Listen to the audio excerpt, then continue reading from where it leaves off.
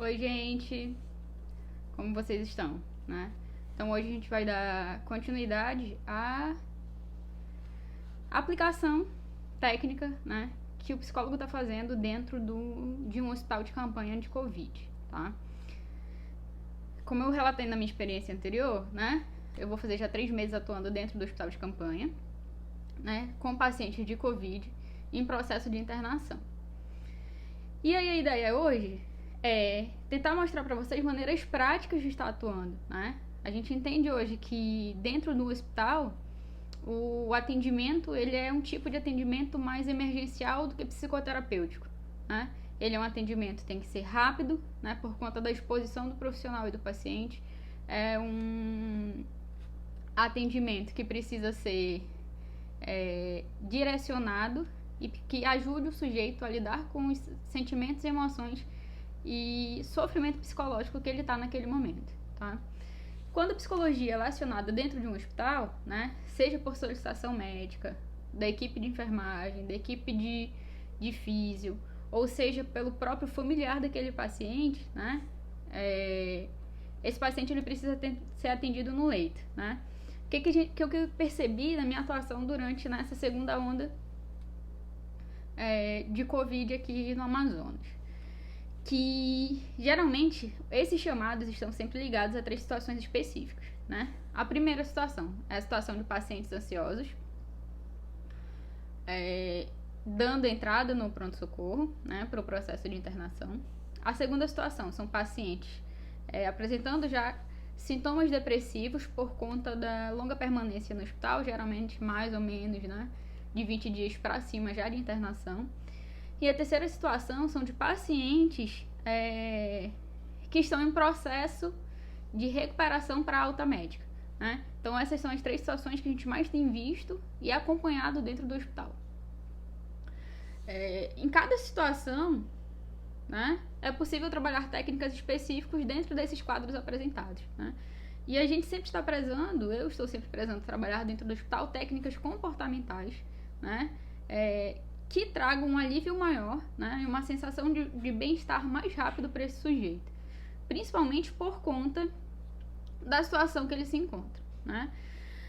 Na situação de pacientes, né, com quadros de ansiedade, sintomas ansiosos, a maioria das vezes essa ansiedade está ligada ao medo da piora do quadro, né, ao medo da morte decorrente do Covid, ao uso do oxigênio. Quando eles dão entrada, né, no hospital, eles precisam fazer o uso acessório do oxigênio, seja via catéter, que é aquele fiozinho que vai direto no nariz, seja via VNI, que é uma máscara que tem um suporte de oxigênio embaixo. Ou também até o medo da falta desse oxigênio, né? Tudo isso são situações que geram ansiedade nesses pacientes, principalmente pelo que a gente viveu em Manaus, da crise do oxigênio, né? E aí esses pacientes, devido ao uso, a maioria das vezes, do catéter de oxigênio ou do VNI, né, para suporte do oxigênio, eles se encontram incapacitados, às vezes, de estar falando muito. O ato de falar cansa, né? Então, por que a gente sempre tem optado por intervenções comportamentais? Porque o paciente ele não precisa estar relatando o que ele está sentindo, ou falando para evitar se cansar também, né? E aí, por conta do uso do oxigênio, eles ficam incapacitados, às vezes, de estabelecer diálogos longos, né? Diálogos que vão trabalhar a cognição, por exemplo, ou que vão forçar esse paciente a ter um desgaste maior. E aí as técnicas comportamentais estão sendo, por enquanto, a melhor alternativa, né? Em pacientes, pelo fato também desses pacientes se encontrarem a maioria das vezes deitados, né? Eles sempre estão em leitos deitados, porque sentar também força o pulmão, força a respiração e também deixa eles cansados. Então, geralmente, a orientação da equipe de saúde, né, da equipe multiprofissional que está tomando conta desse paciente, é que eles fiquem sentados sem se mover para nada, né? Eles não podem ir ao banheiro, eles não podem levantar. Tudo, de fato, é feito no leito. E isso também, né, é o que tem orientado o nosso trabalho ali dentro, para que não force o paciente a ficar sentado, né, ou usar uma técnica que vá comprometer o estado de saúde física dele. Uma técnica que a gente tem utilizado bastante dentro do hospital é a técnica chamada de abraço da borboleta, né? E também a técnica da respiração diafragmática, né? A técnica do abraço de borboleta é uma técnica que foi desenvolvida por uma terapeuta de EMDR, né, chamada Lucinda, né, ela é mexicana, nos anos 2000. Né? A ideia dela foi desenvolver essa técnica para utilizar em grupo de pessoas que eram vítimas de desastres naturais. Tá? Essa técnica, esse recurso, ajuda a gente a fazer o que a gente chama de mudança de estado emocional. Então, é naquele momento que o paciente está extremamente ansioso ou alterado emocionalmente, né? E aí você precisa regular a emoção desse sujeito de uma forma rápida e direta, né? E aí como que é feito essa técnica, né? Essa técnica é o seguinte: o paciente vai continuar deitado, né? Ele não vai precisar se mover. Você vai pedir para ele fazer assim com as mãos, a mão direita e a mão esquerda. Ele vai cruzar e vai formar como se fosse uma borboleta. Esse movimento, você vai pedir para que o paciente encaixe exatamente, a mão dele vai pegar exatamente aqui onde começa a clavícula, né? E os dedões vão encaixar geralmente aqui no meio do peito, né? E a ponta das mãos precisa estar na clavícula, né? Depois desse posicionamento, você vai orientar o paciente a fazer movimentos de tapinhas leves, como se fosse a batida de uma borboleta, né? De umas asas de uma borboleta. Quem vai ditar o ritmo dessa batida, sempre à direita, esquerda, é o próprio estado emocional do paciente, né? Se for possível, a gente pede para o paciente fechar os olhos, né? E sentir né, esse contato da mão na pele, perceber quais são as consequências emocionais desse movimento, né? E comportamentais também. E é importante que esse sujeito faça. Você vai ver que geralmente os pacientes muito ansiosos, eles começam assim, né? E aí conforme vão passando alguns minutos, o ritmo ele vai desacelerando, né? E aí você pede para o paciente estar focando nessa batida e nessa sensação que ele está recebendo dessa batidinha, né? Desses pequenos tapinhas no corpo, né? Essa técnica ela é simples e bastante eficaz, principalmente em situações emergenciais, né? O efeito do abraço da borboleta é o quê? É regular emocionalmente esse sujeito, né? A respiração, ela tende a ficar mais tranquila. E quando a gente trabalha com Covid, o nosso grande problema é que o Covid causa as faltas de ar e o fato de a gente não saber respirar direito também causa falta de ar, né? Então isso ajuda, a respiração tende a ficar mais normalizada, diferente do que a gente vê num paciente, né, com medo ou ansioso.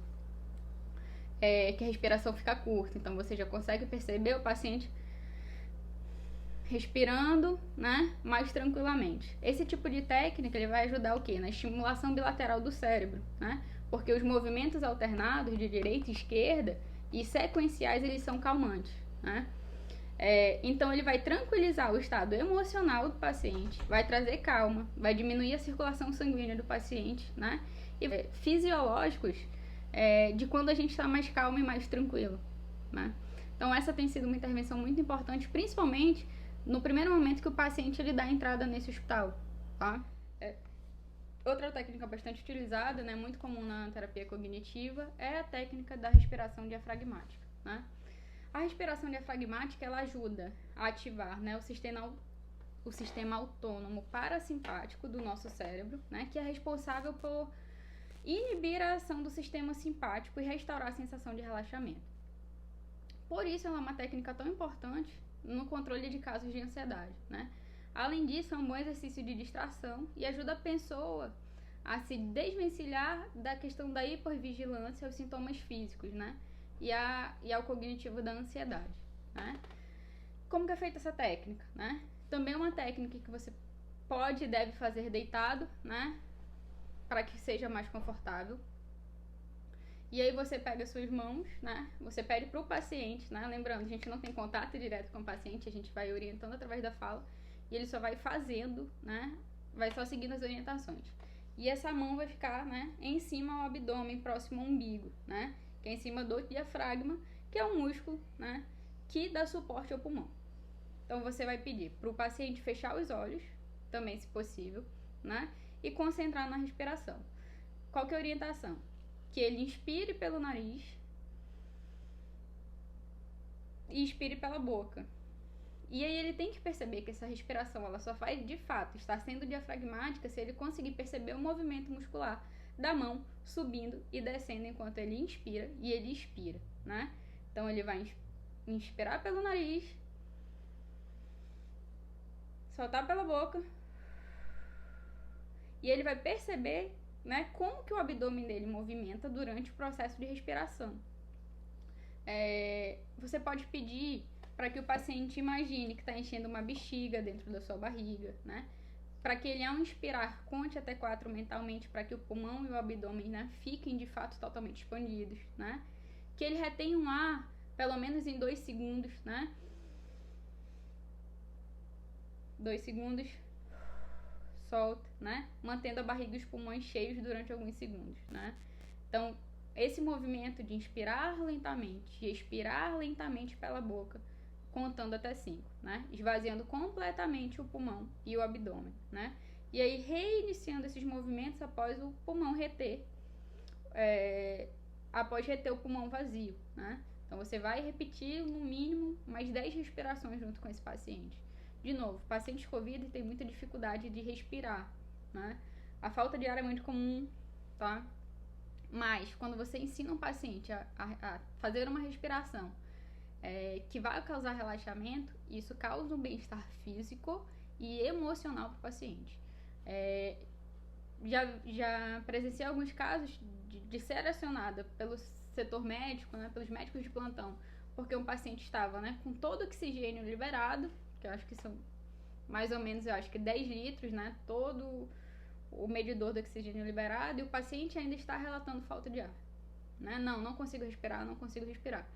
E aí os médicos, né, acionam a psicologia para tentar acalmar esse paciente e ele perceber que ele estava recebendo oxigênio sim, só que ele não conseguia que esse oxigênio chegasse até o pulmão, porque ele ficava, por conta da ansiedade, com aquela respiração curta, que vai só até metade do pulmão e volta.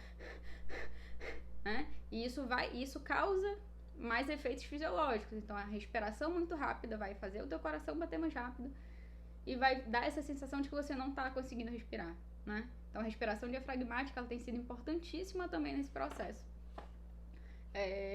de ajudar as pessoas, né, a respirar melhor e manter a calma durante o processo de respiração.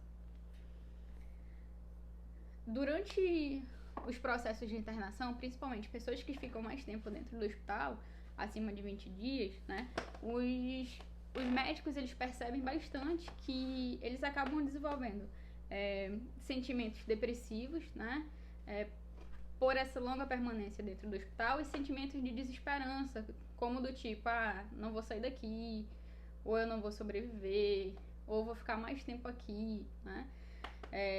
Eu não sei se eu vou conseguir viver lá fora de novo, né? Então esses sentimentos têm sido comuns em pacientes que ficam muito tempo dentro do hospital, geralmente mais de 20 dias. E os médicos eles pedem essa avaliação para ajudar esse sujeito a reforçar e reestabelecer a esperança para que ele fique bem e ele saia de dentro do hospital, né? Nesse processo a gente tem usado muitíssimo a questão da técnica de psicoeducação, também muito comum para TCC, né? Que isso vai ajudar o quê? O paciente entender o processo de internação, né? E a partir da psicoeducação, o paciente já está lá mais de 20 dias, né?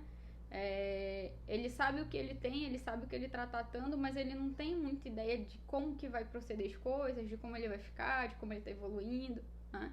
Isso causa esses sentimentos de desesperança, de eu não vou sair daqui, eu não vou conseguir, né? E a partir daí é feita a psicoeducação, né? Que é uma das técnicas mais usadas pela facilidade de acesso ao paciente.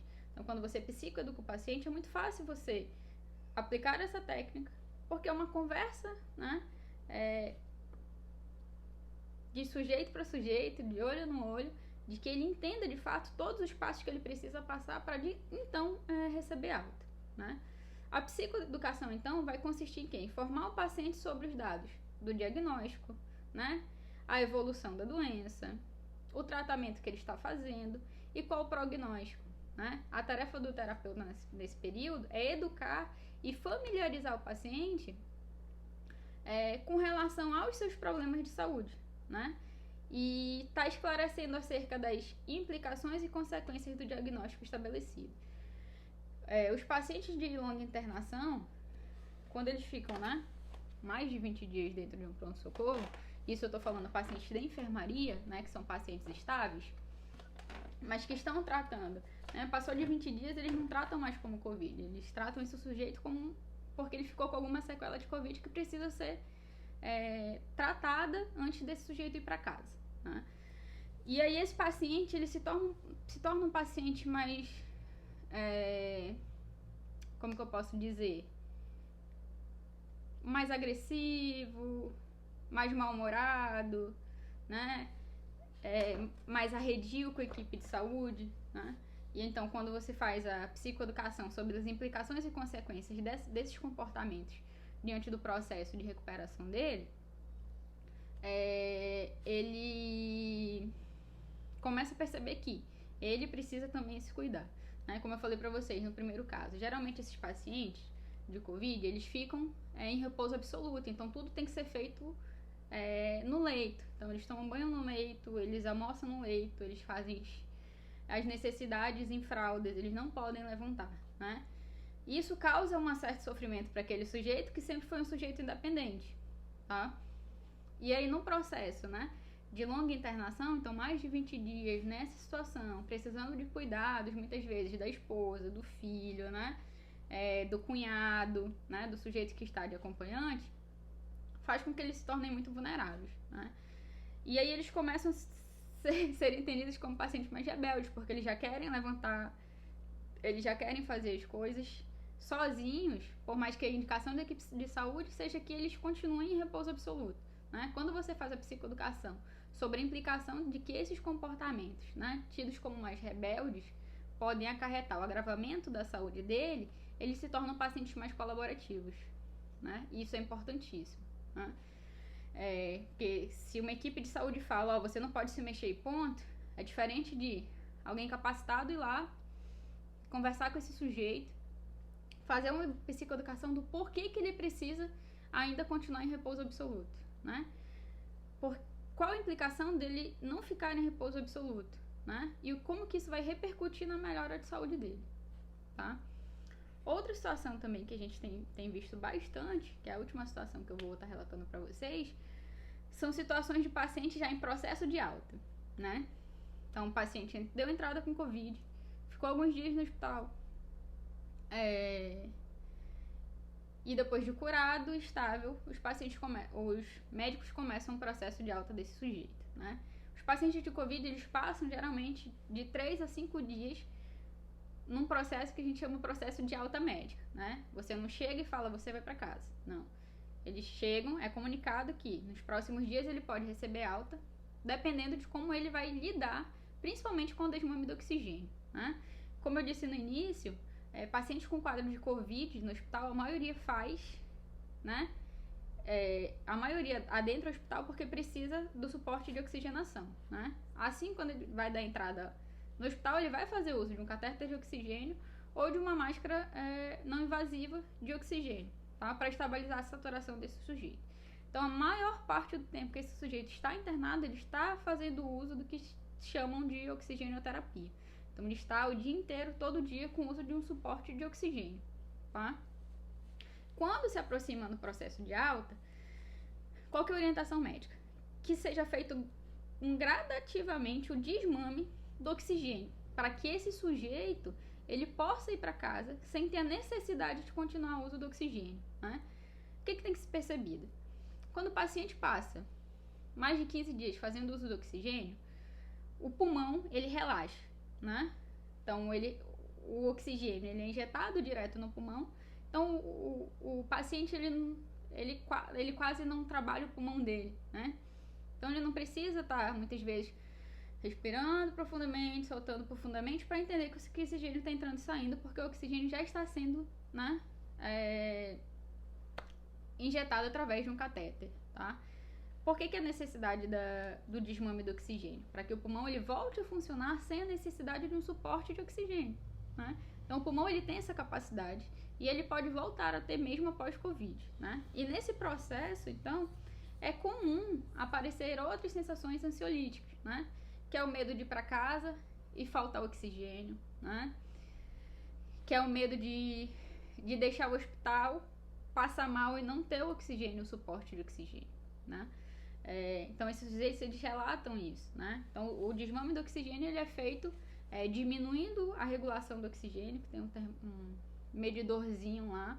Então, quando o paciente está com muita falta de ar, baixíssima saturação, você libera 10 litros, e conforme ele vai melhorando, você vai diminuindo, né? Até de fato você desligar o oxigênio e ver que o paciente ele não precisa mais. Então, nesse processo de desmame, também causa sensações ansiolíticas, né? Eu não vou conseguir voltar para casa sem oxigênio. Se faltar oxigênio, eu vou passar mal de novo, vou voltar que nem eu entrei, né? Alguns ficam com medo de ir para casa, passar mal e ter que voltar para o hospital e não ter vaga mais no hospital, né? Isso também tem sido medos comuns, tá? Então, assim, dentro disso, eu tenho trabalhado uma técnica que chama análise de custo-benefício da preocupação, né? Que é outra técnica da TCC que vai questionar o paciente quais são as vantagens e desvantagens dele se preocupar com o processo de alta dele, né? Então, assim, e se você se preocupasse menos, o que você imagina que aconteceria, né? Então, o paciente ele vai relatar verbalmente, lembrando, já são pacientes estáveis, eles já conversam, eles já falam, né? De uma forma que isso não vai influenciar na saúde dele, ele já está num processo de alta. Então, ele vai relatar verbalmente quais são as vantagens e desvantagens da preocupação dele ir para casa, ou de parar de usar o oxigênio, né? O suporte de oxigênio, né? E a gente vai focar o quê? Nas vantagens e nos benefícios dela para o processo de alta, tá? E aí, durante esse exercício de quais são as vantagens e desvantagens de deixar o hospital, de receber a alta, de ir para casa, a gente também trabalha de novo o exercício de respiração dentro dele. E também um exercício muito comum chamado, uma técnica, né, de ir e vir, que é tentar fazer ele imaginar ele indo para casa, chegando em casa, focar nos sentimentos que ele teria, né? Quando ele chega em casa e vai ver a sua esposa, os seus filhos, os seus pais, a sua família, né? E depois fazer esse caminho de volta para o hospital. E quais são esses sentimentos de voltar para o hospital, né? Assim é possível com que o paciente ele visualize quais são as vantagens de ir para casa e trazer a percepção dele que os sentimentos de voltar para casa eles são muito maiores e muito mais confortáveis do que o sentimento dele não querer sair do hospital, né? Para que de fato algo ruim aconteça, né? Então, assim, aí esse exercício faz com que ele consiga imaginar o quanto é bom ele voltar para casa, quanto vai ser bom ele encontrar com a família, o quanto isso vai ser confortável, né? Voltar para sua cama, para sua casa, e não somente focar nas preocupações da alta, de ter que sair do hospital, de não ter mais o suporte de oxigênio, de não ter uma equipe médica, né? Então, essas são as técnicas que a gente tem utilizado bastante. Tem ajudado muito os pacientes nesse processo, né? De entrada, permanência e alta. E aí a gente tem percebido que são técnicas mais direcionadas mesmo a situações de catástrofes e emergências, né?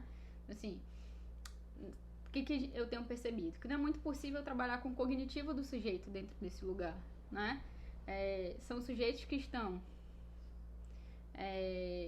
lotados de informações negativas a respeito do Covid, porque só são coisas muito ruins ligadas a essa doença, né? A gente não tem coisas boas ligadas a ela.